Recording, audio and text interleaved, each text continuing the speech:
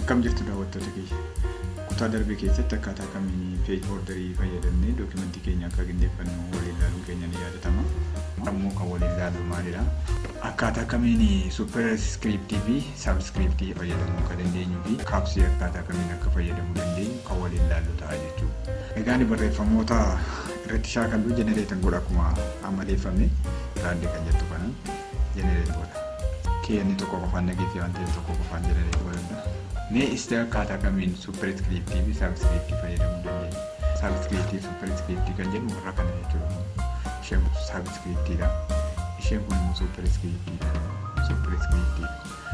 Superscriptii yeroo barreessinu yeroo baay'ee amma fakkeenyaaf amma kun maatimaatikaali foormulaa equationii jalaalannee tummashatiin waan akka iskuweerii ta'an barreessuun nu fayyaddi. Waan akka iskuweerii ta'an barreessuun nu fayyaddi. Achituun jechuudha akka gabaabaa. Asiin barreessuu dandeenya jechuudha. Isheen kunis waan akka keessumaa keemistirii keessatti simboolota garaagaraa yaadattu yaada. H2O fa'aa jennu bishaan jechuudha. Akkaataa kamiin barreessuu akka dandeenyu kan nu fayyaddudha jechuudha. Wantoota jalatti ibsuu barbaadu. Maatisii keessatti bal'inaan jirti kuni keessumaa saamishinii keessatti kun ni mul'atti. Kanaaf ishee kana akkaataa kamiin barreessuu akka dandeenyu kan waliin ilaalludha jechuudha. Mee garanumaa fakkeenyaaf ishee kana. Waa barreessuun barbaada haa jedhu maal haa barreessu? H2O haa barreessume. H2O ishee kana jechuun maalidha? Bishaani. Garuu bifa kanaan gaafatee teessoo H2O fakkaatu. Kanaaf tuun kun gadi biraa siquu qabdi. Subscriptii irratti cuqaasuu qabna jechuudha. Subscriptii isheettuu sana irratti yoo cuqaasne gadi jalaa siqti. Gaafa jala siqtu simboolii bishaanii ta'uu ishee nutti himti jechuudha. Keessumaa barumsa keemistirii keessatti hidroojin oksaayidiidha.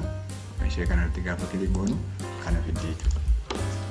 Kana fiddi. Amma bishaan ta'uusaa sirriitti nutti himee jechuudha. H2O bishaan immoo. Haaluma kanaa wanta biraas fakkeenyaaf amma meetirii sukweerii jechuu barbaanna yoo ta'e wanta tokko fakkeenyaaf lafa tokko ibsuu barbaanna yoo ta'e kaaree meetira 500 jechuu barbaanna yoo ta'e inni kana tuumee kaaree meetira jechuudhaaf maal goona jechuudha? Kaaree jechuun sukweerii dha. Kaaree gaafa sukweerii gosa ofiisaatiin obbaa'isee jechuudha. Ofiisaatiin si'a lama obbaa'isee jechuudha. Kanaaf meetirii sukweerii jenna waan ta'eef meetirii sukweerii lama gaafa barreessinu walqixa barraa'ee taa'ee jira jechuudha. Gaafa akka kanaan ilaallu meetirii sukweerii miti. Meetirii sukweerii ta'uu kun bifa kana. Meetirii sukweerii ta'uudhaaf paaworii ta'uu qaba jechuudha yookaan ol siquu qaba mataa irratti jechuudha. Siquu qaba. Kanaaf maal goona lama kana selekti gooneetu kun superscriptii kan jettu kana irratti kilik goona jechuudha. Superscriptii kan jettu kana irratti kilik goona. Gaafa kilik goonu amma meetirii sukweerii ta'uu isaa nutti mul'isee jechuudha. Bifa kanaan superscriptii fi subscriptii fayyadamuu dandeenya jechuudha. Subscriptiin jalatti kan gadi siqtee normaalii tartiiba qubee barraa'ee jiru irraatii gadi siqtee jalatti kan barrooftu jechuudha. Qubee normaalii irra jiru irraatii mataa irratti ol siqee kan barraa'u jechuudha. Bifa kanaan barreeffamoota keenya superscriptii fi subscriptiidhaan fayyadamnee wantoota simboolota ta'an yookaan foormulaawwan garaagaraa barreessuu dandeenya jechuudha. Inni kun kanadha. Kana caalaa bal'ifachuu dandeessu isin. Normaalii amma gaafa akkatti ilaallu superscriptii irra jirti amma karaa insireeshin karsariin keenya. Superscriptii kana waan jirtuu fi ummatu eegootanii amma 2 eeree jira amma superscriptii taatee jira. Darguma gaafa warreenus superscriptiidhaan itti dhufti. Kanaaf gara normaaliitti akka deebi'uu barbaanne yoo ta'e deebinee achuma irratti cuqaanna jechuudha. Achuma irratti cuqaanna. Yoo barbaaddanis shoortikatii fayyadamuu dandeessu. Kun shoortikatii asirraa argattu. Control plus shift plus plus. Inni kunis kan bifamu kanaan ammatu asitti barreessitanii normaal isiniin barreessu. Maal godhaa? Subscriptii godhee dhufu. Kanaaf subscriptii akka inni normaalii godhuuf maal goona? Deebineeruma jechuudha. Deebineeruma maal goona? Asuma irratti cuqaanna. Deebinee asirratti gaafa kilik goonu normaalii ta'a jechuudha.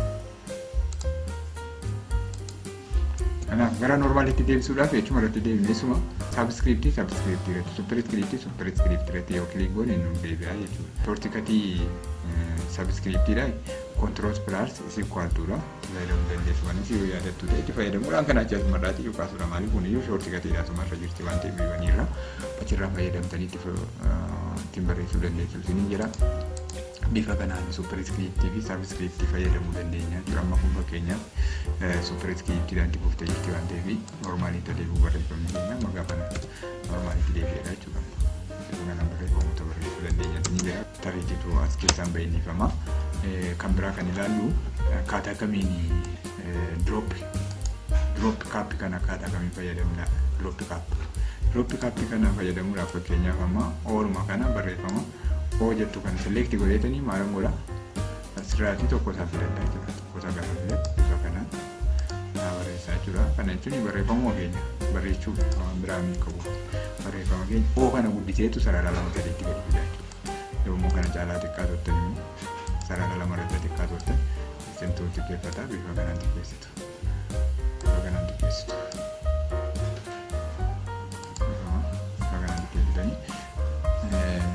Barreessuun hin danda'amu jechuudha. Moor barreeffama keenya bareechuudhaaf